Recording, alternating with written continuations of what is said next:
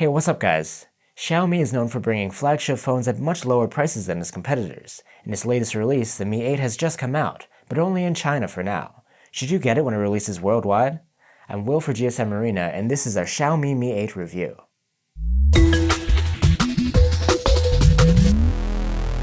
What we have here today is the model for the Chinese market. While it's sort of unlikely, some aspects of its performance may change in future international releases. Instead of a Mi 7, Xiaomi has released the Mi 8 for this year's 8th anniversary, and just like last year, it's made from shiny glass, Gorilla Glass 5 to be exact. Around the edges is the curved aluminum frame. It's rounded and comfortable to hold, though there is no sharp edge to easily grab onto. Ours came bundled with a soft plastic case which makes it easier to grip and handle. You'll have to be careful around water. Though the Mi 8 is solid, there is no IP-rated water or dust protection just like last year's Mi 6. One defining feature of this year's model is the larger screen, which is now AMOLED instead of IPS LCD. It's 6.21 inches in 1080p resolution, with a tall 18.7:9 aspect ratio. There's even a trendy notch cut out at the top to make room for extra screen space. The notch is kind of wide. If you want, you can hide it with a black strip. The Mi 8's screen is excellent. Content looks sharp at 400 ppi, and you have the deep blacks typical of an AMOLED. Brightness is great too, maxing at 458 nits. If you use auto brightness mode, you can go even higher, up to 624 nits. You won't have any problem using this phone in bright sun. Another benefit of the AMOLED screen is the always-on display, so you can get time and notifications at a glance. You can turn the always-on display off if you want to save power. Since there's a notification LED, you'll never be left wondering when to check your phone. And before you ask, it's only white in color. Moving over to the back, you can see the vertical dual camera setup on the left, and the rear-mounted fingerprint reader. I really like this reader. It's perfectly placed for me to reach, and a bit recessed so it's easy to find. Plus it's always on and lightning fast to wake up the phone. Another option is infrared face recognition for face unlock. It's super convenient and quick, and won't unlock your phone if your eyes are closed, and it works in the dark too. But although there is an infrared camera on the front, there is no IR blaster to control appliances with, which was a convenient feature of the Mi 6. Storage-wise, there are models with 64, 128, or 256 gigs of internal memory. There is no microSD slot though, so this isn't expandable. For audio, the Mi 8 has a single bottom firing speaker.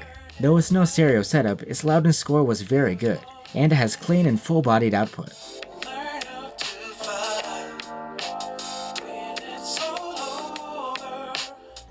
You won't be able to plug in headphones without a USB-C adapter though. Like last year, there is no 3.5mm jack. A dongle does come bundled with the phone, and sound through headphones tests out impressively loud and quite clean. Under the hood is a top-of-the-line Snapdragon 845 chipset along with 6 gigs of RAM. As expected, performance is great, but in benchmarks it falls behind other Snapdragon 845 flagships. The numbers we're seeing are instead more like a Snapdragon 835. This seems to be due to poor heat management and throttling. We did notice that the Mi 8 heats up quite a bit under heavy use. It's only through extra cooling that we're able to get better numbers. For battery life, we weren't disappointed. The 3400 mAh battery posted very good numbers in our proprietary tests, earning an endurance rating of 86 hours. There's fast charging too, with Quick Charge 4.0. With the bundled quick charger, we were able to get from 0 to 44% in half an hour. Not bad. There is no wireless charging though. The Mi 8's OS is Xiaomi's MIUI 9.5 over Android 8.1 Oreo. It's pretty far from stock Android, with plenty of proprietary features. All the apps are kept on the home screen, no drawer here.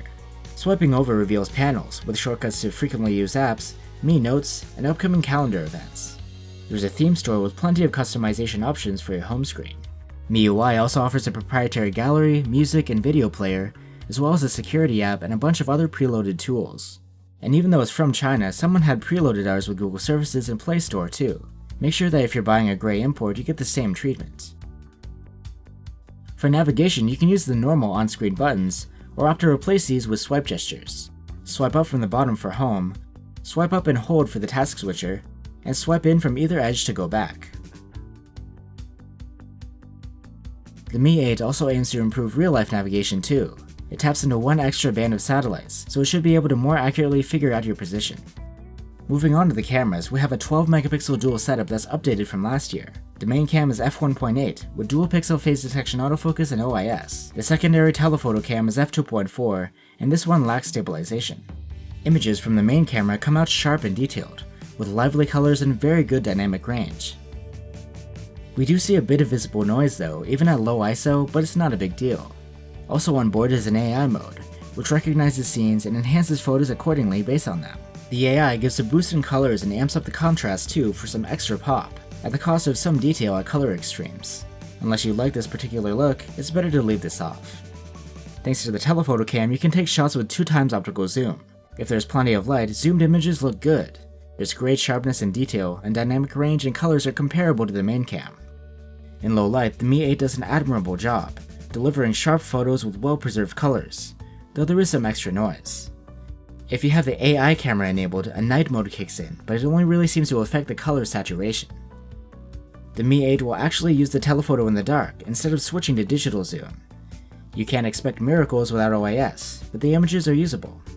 In portrait mode, the dual cameras can work together to create shots with a defocused background behind your subject. If you have decent lighting, these come out good. There's excellent subject separation and convincing blur. The front-facing cam is 20 megapixels and has fixed focus. In good light, it takes stunningly detailed selfies with nice skin colors. It can also take portrait selfies, which look decent. The Mi 8 records 4K videos at 30 FPS. They have good sharpness and detail, low noise, excellent contrast, and vivid color rendition, but no good stabilization. You also can't record through the telephoto cam, so zooming in is all digital.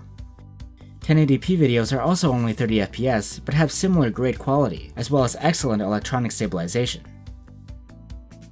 So the Xiaomi Mi 8. It has a lot of strong points like an excellent AMOLED screen, good battery life, tons of software features, and a decent speaker, even though it is bottom firing.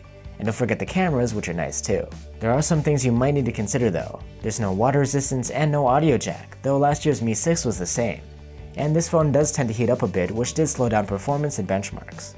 But that said, the Mi 8 is a solid flagship that comes at a great price, around 400 euros for the cheaper model. So even if you had to buy a grey import, this phone is easy to recommend, and even more so when it becomes officially available globally.